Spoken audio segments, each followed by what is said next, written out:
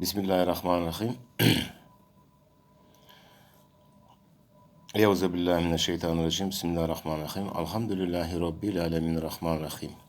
Maliki yevmeddin. İyyâke na'budu ve iyyâke nestaîn. Ehdine sıratal müstakim. Sıratal lezîne en'amte aleyhim gayril mağzûbi aleyhim velezzâlin. Amin. Allahu ekber.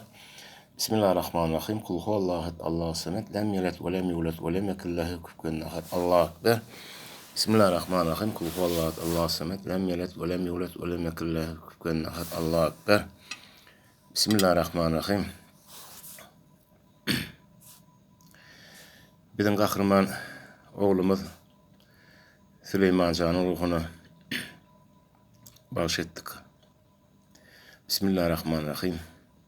Muhammed sallallahu aleyhi ve sellem Can'ın ruhuna bağışladık. Amin. Hazreti Ali Can'ın ruhuna bağışladık. Alişan Can'ın ruhuna bağışladık. Kur'an Madişan Can'ın ruhuna bağışladık. 360 evliyaların ruhuna bağışladık. Hazreti Ali Can'ın ruhuna bağışladık. Süleyman Peygamber'in ruhuna bağışladık. Yine de vergedek Süleyman Can'ın ruhuna bağışladık. Koy onun cahı cennet olsun. O dünyası abat olsun. Enesinin atasına da Allah Can yüreğine giyinlik versin. Daycan. Amin. Amin. Amin.